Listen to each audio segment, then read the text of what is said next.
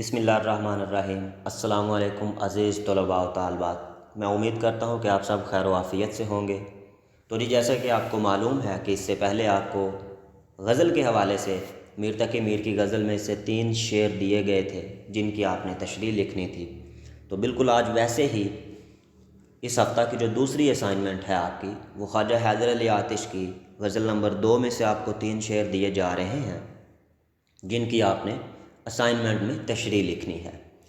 تو خواجہ حیدر علی آتش صاحب کی غزل نمبر 2 جو آپ کے شارٹ سلیبس میں موجود ہے، یہ کافی مقبولیت رکھتی ہے، اچھی خاصی جو ہے وہ اہمیت رکھتی ہے، اہم گردانی جاتی ہے اور امتحانی نقطۂ نظر سے بھی خاصی اہم ہے۔ اس کی بڑی وجہ یہ ہے کہ اس میں سے جو 3 شعر آپ کو دیے جا رہے ہیں، خواجہ حیدر علی آتش کی غزل کے یہ 3 شعر کافی مقبولیت رکھتے ہیں اور کئی دفعہ امتحان میں آ چکے ہیں۔ تو اس لیے آپ نے ان کی تشریح کرتے ہوئے اپنے انداز کو بالکل ویسے ہی رکھنا ہے کہ آپ ایک معمولی سی اسائنمنٹ نہیں سمجھنا اس کو، بلکہ آپ نے اسی انداز میں آپ نے اس کو سمجھنا ہے کہ آپ امتحان میں بیٹھے ہوئے ہیں اور یہ آپ کے امتحان کا سوال ہے۔ تو اسی لحاظ سے آپ نے اس کی تشریح کرنی ہے۔ تو آج اس غزل میں سے جو 3 شعر آپ کو دیے گئے ہیں، میں مختصراً سا ان کا مفہوم آپ کو بتا دیتا ہوں، جبکہ اس پہ جو ہے وہ مفصل بیان ہم پہلے کر چکے ہیں، آپ کو بتا چکے ہیں، پڑھا چکے ہیں، لیکن اسائنمنٹ سے پہلے میں ان کا مفہوم آپ کو بتانا چاہتا ہوں تاکہ آپ لوگوں کو تشریح کرنے میں آسانی ہو سکے۔ تو شعر نمبر 1 دیکھیں۔ یہ آرزو تھی تجھے گل کے روبرو کرتے، یہ آرزو تھی تجھے گل کے روبرو کرتے، ہم اور بلبل بے تاب گفتگو کرتے۔ آرزو سے مراد تمنا یا خواہش ہے، اور کس کی ہے جی؟ ہم سے مراد عاشق کی یا محبوب کی، اور ساتھ میں تشبیہ دی گئی ہے، ملایا گیا ہے کس کے ساتھ؟ بلبل کے ساتھ۔ اب بلبل کا جو حال ہے وہ بھی ایک عاشق سا حال ہے۔ بلبل کا محبوب کون ہے؟ وہ گلاب کا پھول ہے، اور وہ گلاب کے پھول سے ملنے کے لیے یا اس کے پاس جانے کے لیے ہمیشہ سے بے چین رہتی ہے۔ اسی طرح جیسے عاشق اپنے محبوب سے ملنے کے لیے بے چین اور بے قرار رہتا ہے۔ اب اس کے مفہوم میں کیا ہے جی کہ اے محبوب، میری یہ آرزو تھی کہ تمہیں پھول کے سامنے کرتے، اور پھر میں اور بے چین بلبل آپس میں بات چیت کرتے، پھر ہم ایک دوسرے کے احوال پوچھتے کہ اس کے محبوب کا اس کے ساتھ رویہ کیسا ہے اور میرے محبوب کا رویہ کیسا ہے، میں اپنے حال بلبل کو بتاتا اور بلبل کے حال جو ہے وہ خود سنتا۔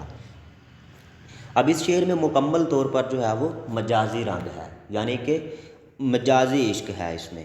اب اسی طرح دوسرے شعر کو آپ دیکھیں۔ پیام نہ میسر ہوا تو خوب ہوا، پیام نہ میسر ہوا تو خوب ہوا، زبان غیر سے کیا شرح آرزو کرتے۔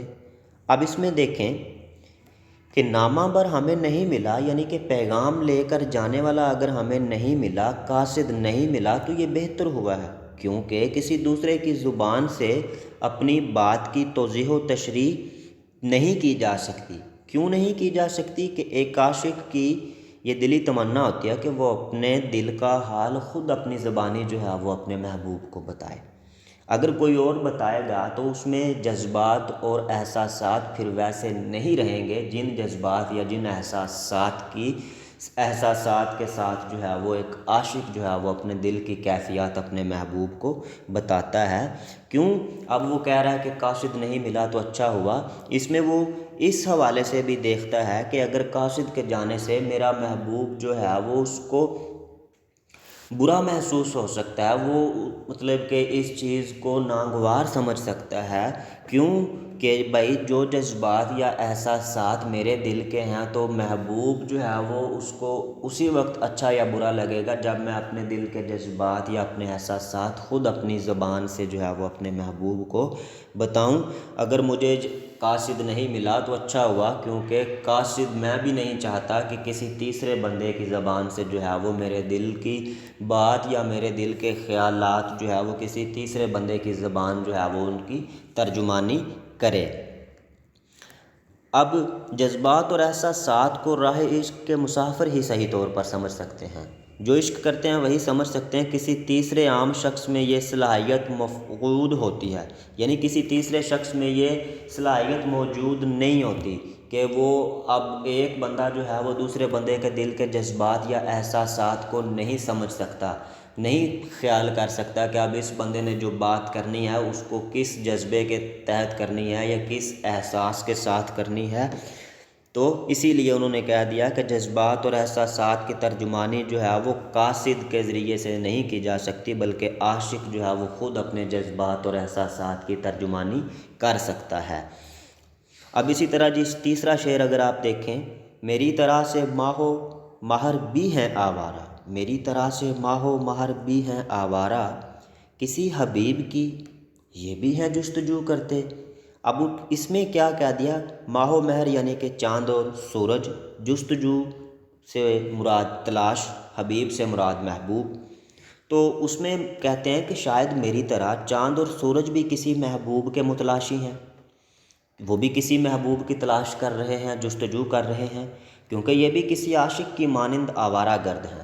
جس طرح عاشق جو ہے وہ اپنے محبوب کی تلاش کے لیے دن رات جو ہے وہ گلی کوچوں میں گھومتا ہے، صحراؤں میں گھومتا ہے، جنگل بیابانوں میں گھومتا ہے، اس کی زندگی کا مقصد صرف اور صرف یہی ہوتا ہے کہ اس کا وصال جو ہے وہ محبوب کے ساتھ ہو سکے۔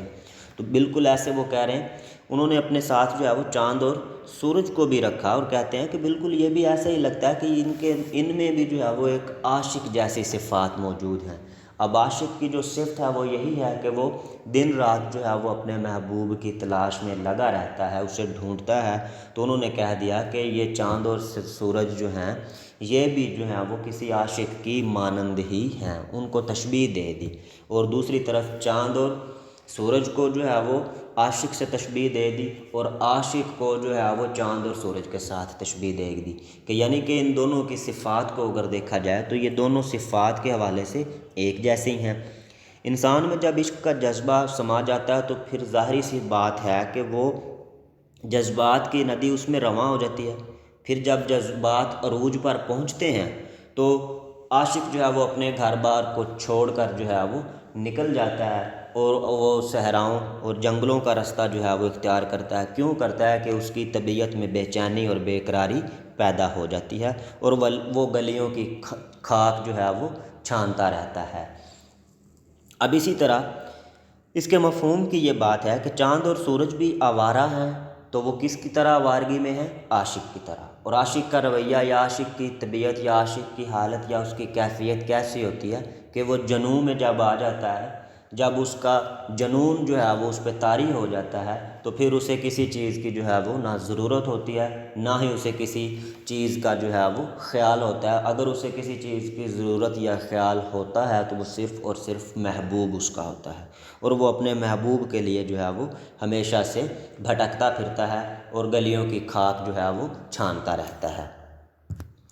اب اس میں آپ لوگوں نے جن 3 شعروں کی تشریح کرنی ہے، جیسے کہ آپ کو بتایا تھا، اور اسی حوالے سے آپ نے تشریح کرنی ہے۔ اس میں آپ نے حوالہ جات کے لیے شعر، کوئی احادیث کا مفہوم، کوئی قرآنی آیت کا حوالہ، یا کوئی بھی آپ کو ہیلپنگ کے لیے جو ہے وہ کوئی بھی مواد آپ کو ملتا ہے تو آپ اس کا جو ہے وہ استعمال کر سکتے ہیں۔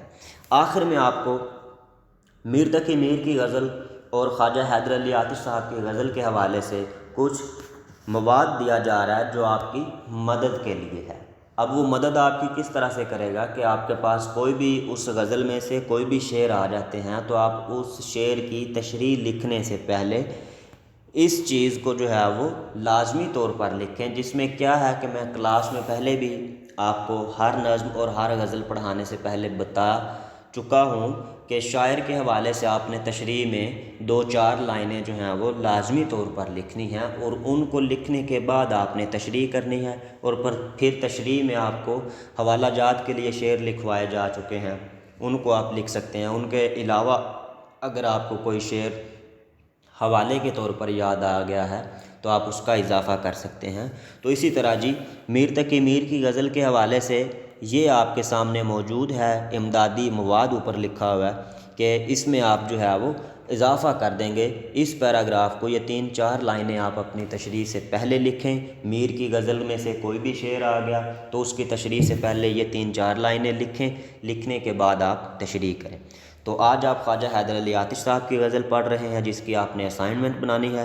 تو اسائنمنٹ سے پہلے جی آپ نے یہ خواجہ حیدر علی آتش کی شاعری یا ان کے کلام کی خصوصیات کے حوالے سے 3 لائنیں آپ کے سامنے لکھی ہوئی ہیں، تو تشریح سے پہلے آپ نے ان 3 لائنوں کا اضافہ کرنا ہے اور اس کے بعد آپ نے اپنی تشریح لکھنی ہے۔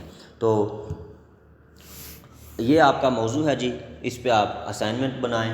اور اب میری طرف سے جو ہے وہ میرے تمام عزیز طلباء و طالبات کو نیک تمناؤں اور نیک دعاؤں کے ساتھ والسلام، شکریہ، سلامت رہیے، آباد رہیے۔